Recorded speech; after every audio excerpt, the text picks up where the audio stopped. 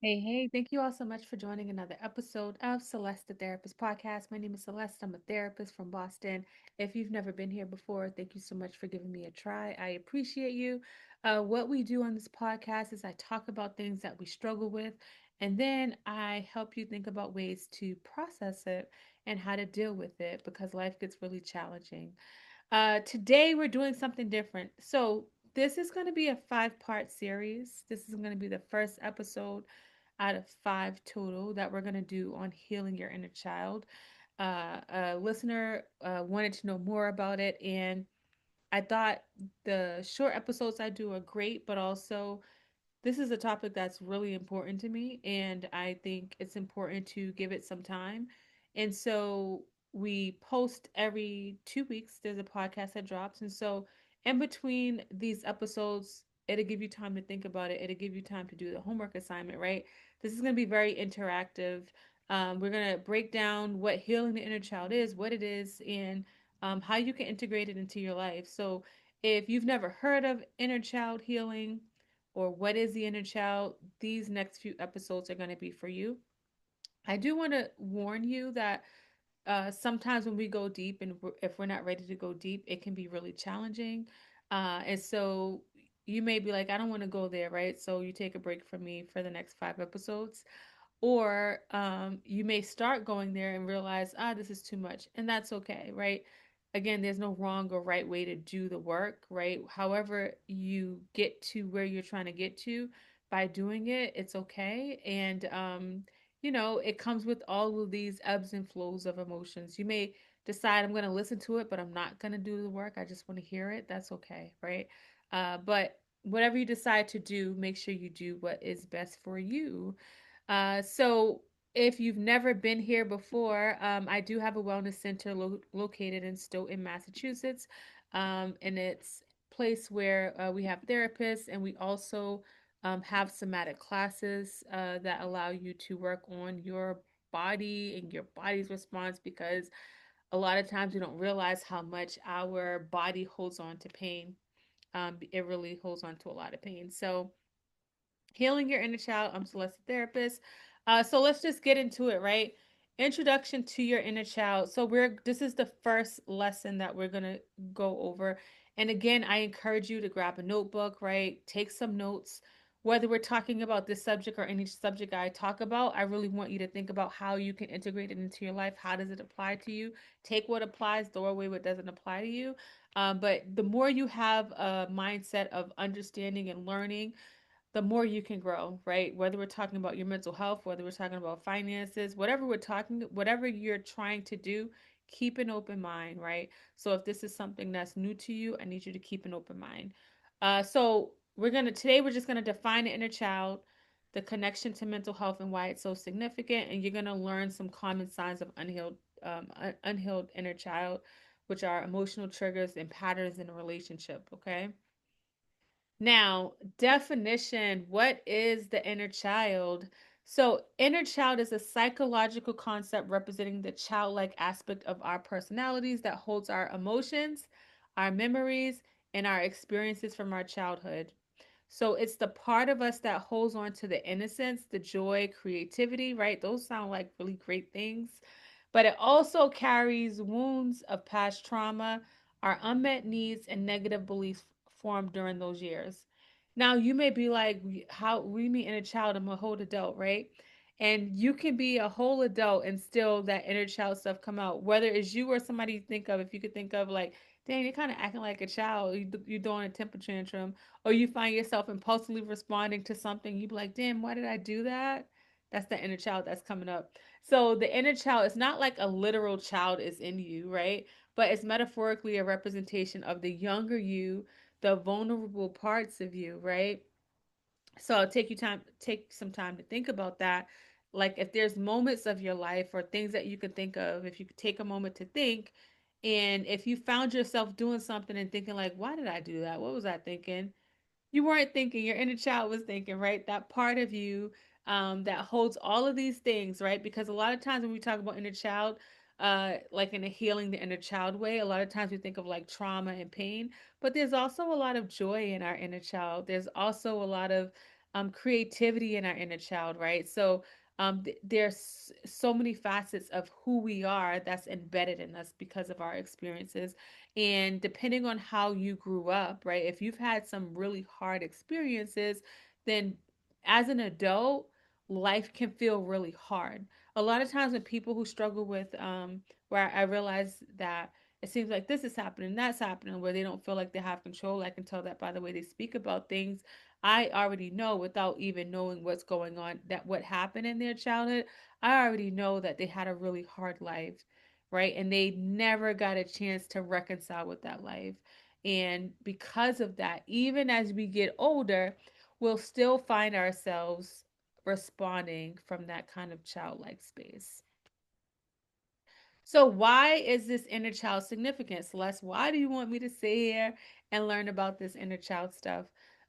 It's so important. This is why, the idea of the series came to mind, and I thought about like what would be a good first topic of the series, and I'm gonna see how it does over these next 5 episodes, and maybe do another series. But if I was gonna do a series, I had to start with this because it's so significant to understand your inner child because the influence that it has over your life. So if you're watching this on YouTube, as you can see, it says unconscious influence. The inner child resides in the unconscious mind and can significantly influence our thoughts, feelings, behaviors, even as adults, right? So a lot of times, whether it's a partner, whether it's a boss, whether it's a family member, whether it's a friend, you're having all of these different kind of relationships with people, and you don't even realize how much some of the ways you're feeling is not really about that subject but about something else. And the more you begin to understand what's going on within you, the more you'll have control over what you choose to do outside of you. It's not that you don't have control over what you choose to do outside of you. It can feel like you don't have control. I had people say, well, what other choice did I had? I had to spaz on him or I had to do whatever, right? And it's like you didn't have to. And also, you don't feel good about what you do. You want a different response, but you can't imagine what a different response would look like, right? Why else is this so significant? So the wounds and needs, right? So it can carry the scars of past trauma, unmet needs, negative beliefs formed during childhood, such as feeling unloved, unworthy, and unsafe. Those three things alone, feeling unloved, unworthy, unsafe, and you want to have a healthy relationship. How do you have a healthy relationship when, if you were to try to get into a healthy relationship, it'd be hard to be in it because at your core, there's this unworthiness or unsafeness or space of feeling unloved that could be there, right? And when I think about healing our inner child, it's not like, okay, I'm healed. It's still going to show up, right? I know my inner child. I know myself in and out. It doesn't change the fact that there are moments where my inner child stuff comes up and I find myself having to give myself grace, having to let myself know it's okay and speak life into that inner child. Prior to me understanding it, it felt like it would never be okay. It felt like life was just miserable and nothing would ever change, right?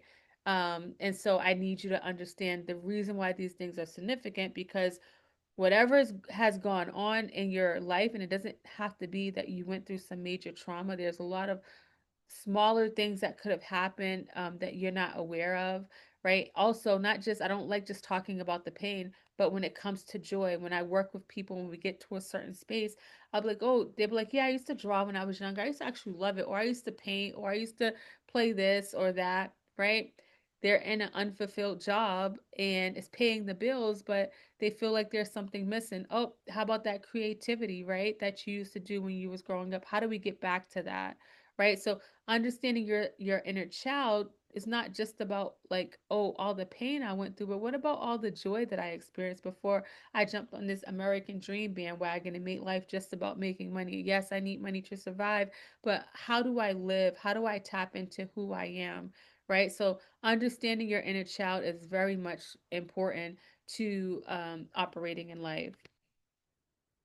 So, what are some signs of an unhealed child, right? Um, that's something that I do want you to understand. So, unresolved childhood experiences can lead to emotional triggers in adults. Anxiety, anger, sadness are just some examples.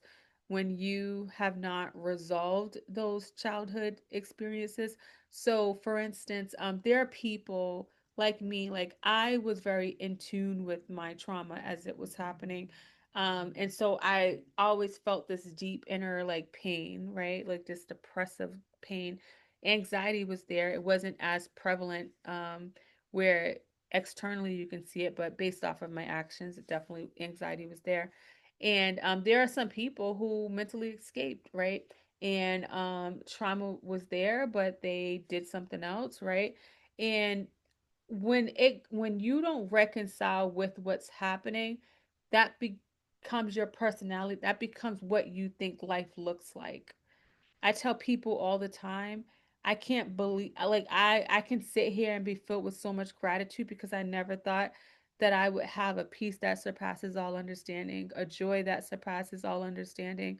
And life is very chaotic now in the world. My life hasn't gone perfectly. Things have come up in my life even over the last few months, right? And because of how I've been able to reconcile and utilize tools, I'm able to have peace. I'm able to have joy. And I've worked on reconciling with my trauma, right? I remember thinking like, well, all the things that's happened, how does anybody be happy? And I'll never forget. I heard Will Smith say, "What happened to you wasn't your fault, but your healing is your responsibility." Right? And my friend Sean Marshall, he talked about like being hit by a limousine, right? And if the limousine driver stopped, right? But he said if the limousine driver didn't stop, does he wait there? Let's say the ambulance comes to pick him up. Does he say, "No, I can't, you can't save me, ambulance driver, because the limousine's the one who harmed me.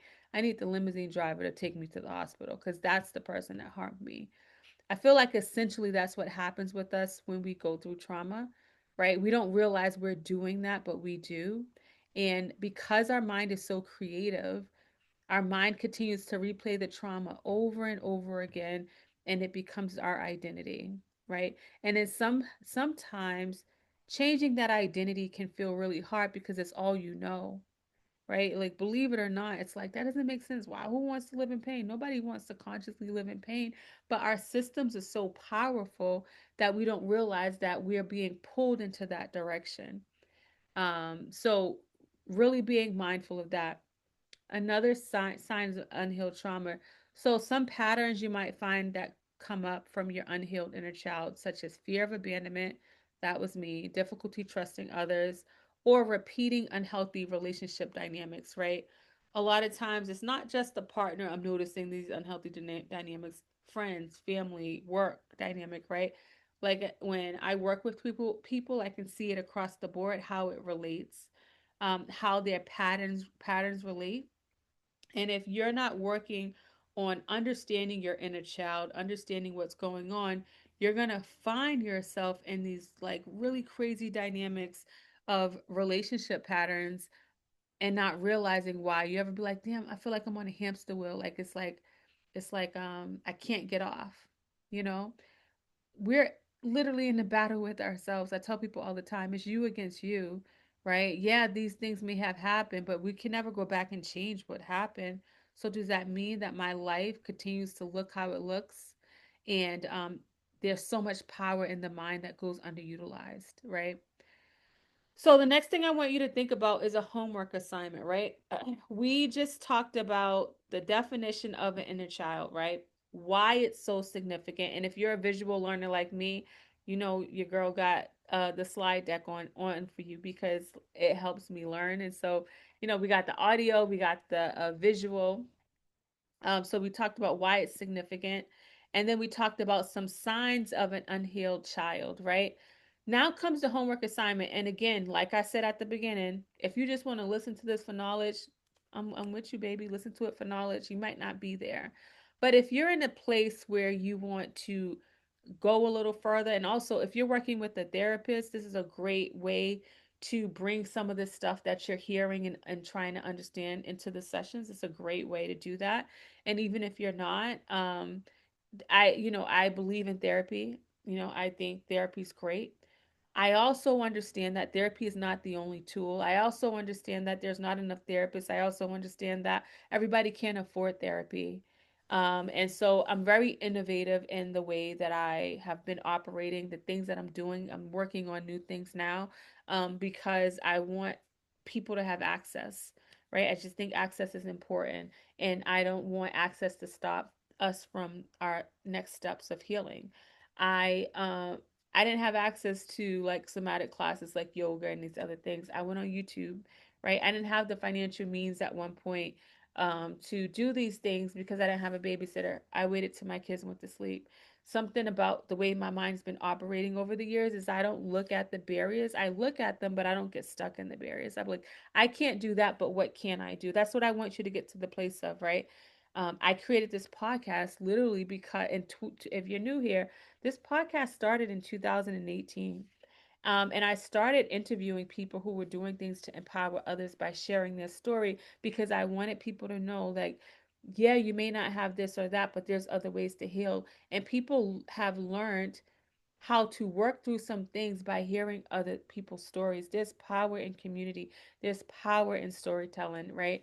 But because I opened my wellness center and I'm just extremely busy now, I don't have the capacity to interview people, but I didn't want to let the podcast start. It feels like it's a part of me now. Like it's weird not to do the podcast. And so that's why the podcast was created. It was created for you, a free resource, right? Um, so take this, and then I'm gonna give you some homework assignments if you want to like try to rock with it. Let's rock with it. Let's talk about it, right? So and then you have 2 weeks until the next episode comes out, but obviously you can listen to it at any point. So there's a journaling exercise you can do, right? So spend 15 to 20 minutes journaling about your childhood. You can consider the following questions. You don't have to stick to these, but if you struggle with prompts and writing, this can be helpful. So, one, what are your earliest memories? Describe a few significant moments from your childhood. How did you feel during those moments? What emotions do you associate with those memories? Grab an emotion chart when you're thinking about what emotions. I don't want to just hear happy, sad, right? There's more emotions that come up: inadequate, innocent, right? Like anxious, overwhelmed. So, what emotions do you associate with those memories? Were there any experiences that made you feel loved, safe, and happy, right? We I don't want to just talk about pain. Like there's joy. There's some people that had joy, people when people I work with, and they'll talk about all of this pain, and then I'll say, and it's not about me. I like, hey, I signed up for this job, right? So I'm gonna hear about the pain. I'm not gonna gloss over it, but I'm not gonna like pretend that there's no joy, right? And we could get so caught up in pain that we forget that there is joy. Conversely, were there experiences that made you feel scared, neglected, or sad? Right? Again, these may bring up some stuff. Pay attention to what's happening in your body as you're thinking about this, as you're writing about it. And then, how do you think these experiences have influenced your beliefs and behaviors as an adult? So that's one thing you can try to do, journaling assignment. Excuse me. Another thing you can do, visualization, right? So find a quiet place, close your eyes, imagine your younger self at any specific age, and visualize what they look like. How do you feel? What do you need? Spend a few minutes connecting with your inner child, and what do they want to say to you, right? Like take some time, right? A quiet space. What do they need from you, right? After you visualize, write down any insights or feelings that arose during this exercise. The last thing that you can do is sharing your insights. Optional, right? If you feel compelled, you can share reflections and insights on social media, or you can email me. I will not share your insights on the podcast, but sometimes it feels good to have a space to kind of share these things that come up. And yeah, so that's the homework assignment. If you feel compelled to want to work through some of this stuff as we are talking about it. So you may be wondering what's coming up next in the next few episodes, right? What's next? So the next episode we're going to talk about understanding childhood experiences, right? And then after that, recognizing and nurturing your inner child. And then after that, healing techniques and strategies. Because, We ain't gonna just talk about what's happening. We're gonna talk about how do we heal, how do we work on it. And then the last episode, we will talk about moving forward and integrating the inner child. That's what's coming up next. I always want to leave you all with some a text lifeline, sorry, text crisis like hotline lifeline. So 98988 lifeline is free. When you call, you can text or chat. The conversation is confidential. Um, a lot of times people only think these numbers exist for suicidal ideation, but this is also if you need to vent, right, and talk, and it's free. um, the next text chat is text home to 741 741 741 741. It's open 24/7. You can connect with a volunteer crisis counselor. Last thing I want to say, if you're looking for me, if you want to find me, right, my wellness center, stwyt.com. That's stwyt.com. Visit us online or check out one of our classes. You can also follow STWYT on social media. We're on Facebook and we are on Instagram. If you want to follow Celeste the Therapist, you can find me at Celeste the Therapist, right? I'm on Facebook, Instagram, and YouTube, and I share pretty frequently on Instagram and Facebook. I'm on TikTok as well and Snapchat. So if you search Celeste the Therapist on all platforms, you will find me. So thank you so much for rocking out with me, especially for my longtime listeners who's been with me from even before the podcast. That's crazy, right? Because I started probably in like 2016 or 17 coming online. And 2018 was the podcast. And, so much has happened since then. So I appreciate you all for rocking out with me. And even if you haven't been with me all them years, my new people, thank you so much for rocking out with me. I would love to hear about your journey and about this podcast and how it's helped you. People share that with me all the time. But appreciate you guys. Love you guys. Until next time, beautiful people. I will talk to you later.